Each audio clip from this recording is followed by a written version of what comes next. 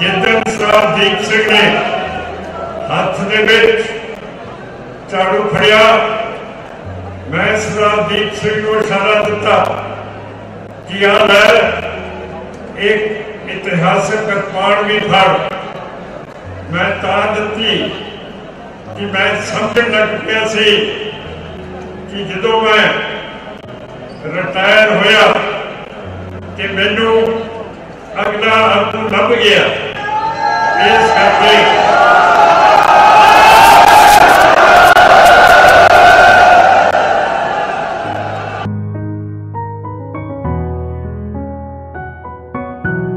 ਇਹ ਕਿਰਪਾਨ ਇਤਿਹਾਸਕ ਹੈ। ਇਹ ਜਨਰਲ ਹਰੀ ਸਿੰਘ, ਅਕਾਲੀ ਫੂਲਾ ਸਿੰਘ ਤੇ ਜਰਨੈਲਾਂ ਨੇ ਜਦੋਂ 1819 ਦੇ ਵਿੱਚ ਅਫਗਾਨਿਸਤਾਨ ਫਤਿਹ ਕੀਤਾ, ਇਹ ਕਿਰਪਾਨ ਇਹ ਨਾਲ ਗਈ ਸੀ।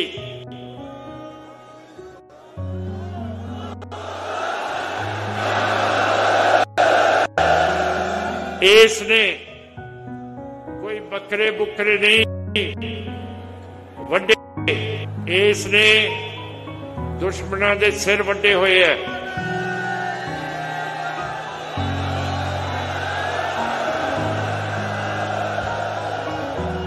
ਜਿੱਦਣ ਸਰਦਾਰ ਦੀਪ ਸਿੰਘ ਨੇ ਹੱਥ ਦੇ ਵਿੱਚ ਝਾੜੂ ਫੜਿਆ, ਮੈਂ ਸਰਦਾਰ ਦੀਪ ਸਿੰਘ ਨੂੰ ਇਸ਼ਾਰਾ ਦਿੱਤਾ ਕਿ ਆ ਲੈ ਇੱਕ ਇਤਿਹਾਸਕ ਕਿਰਪਾਨ ਵੀ ਫੜ।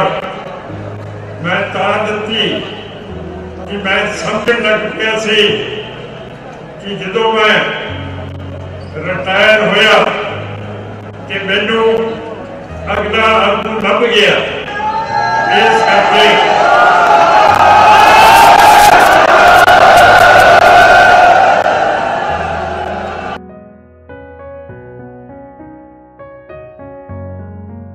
ਇਹ ਕਿਰਪਾਨ ਇਤਿਹਾਸਕ ਹੈ।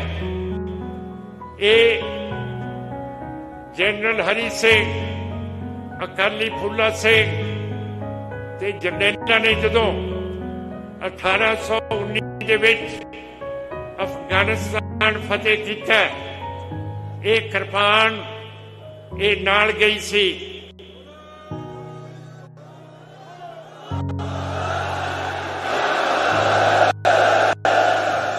ਇਸ ਨੇ ਕੋਈ ਬੱਕਰੇ ਬੁੱਕਰੇ ਨਹੀਂ ਵੱਡੇ, ਇਸ ਨੇ ਦੁਸ਼ਮਣਾਂ ਦੇ ਸਿਰ ਵੱਡੇ ਹੋਏ ਹੈ।